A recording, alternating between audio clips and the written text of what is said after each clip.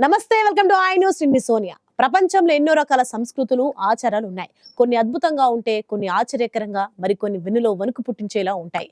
అటువంటి ఒక షాకింగ్ ఆచారం గురించి ఇప్పుడు తెలుసుకుందాం. సోషల్ మీడియాలో వైరల్ అవుతున్న ఒక వీడియో ప్రజల్లో తీవ్ర భయాన్ని, ఆందోళనను కలిగిస్తోంది. ఆ వీడియోలో ఒక మారుమూల గ్రామంలోని శ్మశాన వాటికలో పారదర్శక సమాధులు కనిపిస్తున్నాయి. ఆ గాజు బాక్స్ ల లోపల ఖననం చేయబడిన మానవుల అస్థిపంజరాలు స్పష్టంగా కనిపిస్తున్నాయి. తమ ప్రియమైన వారు మరణానంతరం అస్థిపంజరాలుగా మారడాన్ని అక్కడి కుటుంబాలు నేరుగా చూస్తున్నాయంటే నమ్మగలమా? అసలు ఈ ఆచారం ఏంటి? ఏ దేశంలో అమల్లో ఉంది? ఈ వీడియో చూసిన ప్రజలు ఏమంటున్నారు? వివరాలు చూద్దాం.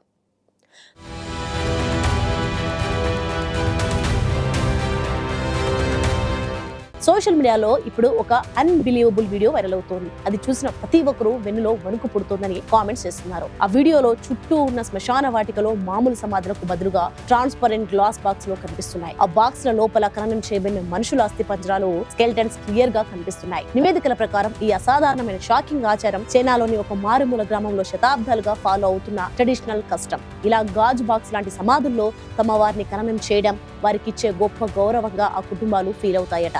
కుటుంబ బంధం. ఈ ఆచారంలో మరో ఆశ్చర్యకరమైన విషయం ఏంటంటే, కొన్ని పారదర్శక సమాధులలో ఒకే చోట ఇద్దరు వ్యక్తులను కూడా పూడ్చిపెట్టబడి కనిపిస్తున్నారు. అంటే భార్యాభర్తలు కలిసి మరణిస్తే వారిద్దరిని కలిసి ఖననం చేసే ట్రెడిషన్ కూడా ఇక్కడ ఉంది.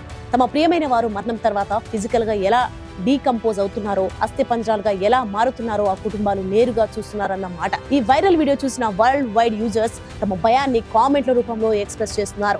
చాలా మంది షాకింగ్ ఎమోజీలను పోస్ట్ చేశారు. అలాంటి దృశ్యాలను చూడవలసిన అవసరం నాకు లేదు అని ఒకరు రాయగా, తమ ప్రియమైన వారు ఇలా అస్థిపంజరాలుగా మారడాన్ని చూడాలని ఎవరూ అనుకోరట్టు మరికొందరు తమ అసంతృప్తిని వ్యక్తం చేశారు. అనేక ఆసియా దేశాలలో ప్రజలు మరణం తర్వాత ఆచారాలు, సంప్రదాయాలను నిర్వహిస్తారు. కానీ ఈ విధంగా ట్రాన్స్పరెంట్ గ్రేవ్స్ లో ఖననం చేసే ఈ అన్యూజువల్ కస్టమ్ ప్రపంచ వ్యాప్తంగా న్యూ డిబేట్ ను స్టార్ట్ చేసింది.